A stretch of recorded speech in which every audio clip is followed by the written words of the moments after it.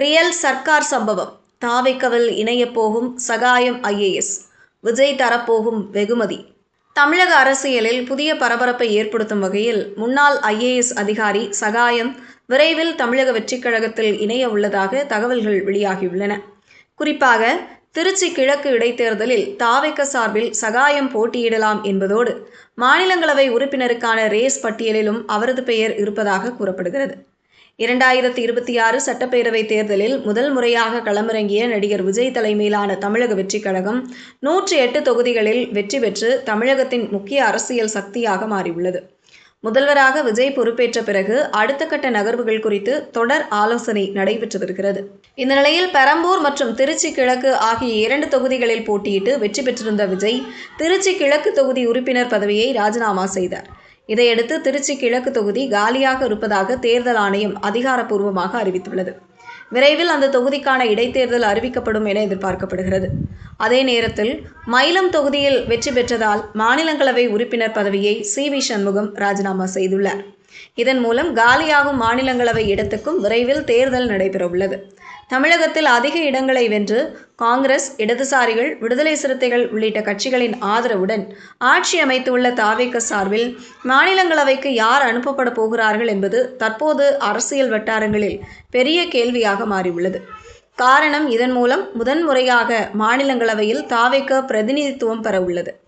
இந்த சூழலில் திருச்சி கிழக்கு இடைத்தேர்தலில் தாவேக்க சார்பில் முன்னாள் IAS அதிகாரி சகாயத்தை நிறுத்துவது குறித்து ஆலோசனை நடைபெறுவதாக தகவல்கள் வெளியாகியுள்ளன.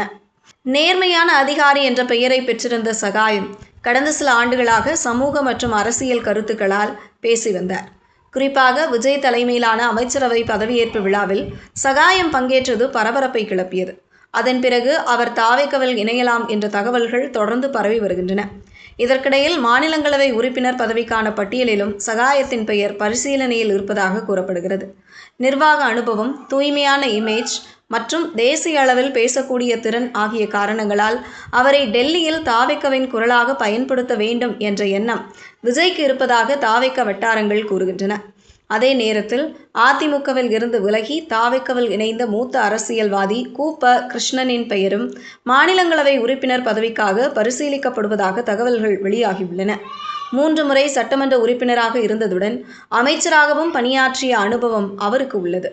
இதனால் மாநிலங்களவை இடத்துக்கு அனுபவமிக்க அரசியல்வாதியா அல்லது புதிய முகமாக சகாயமா என்ற விவாதம் தற்போது தாவேக்க வட்டாரங்களில் தீவிரமாக நடந்து வருகிறது. இதற்கிடையில் திமுக கூட்டணியில் இருந்து விலகி தாவேக்கவுக்கு ஆதரவு அளித்துள்ள காங்கிரசும் மாநிலங்களவை இடம் கேட்கலாம் என்ற தகவல்கள் வெளியாகியுள்ளன.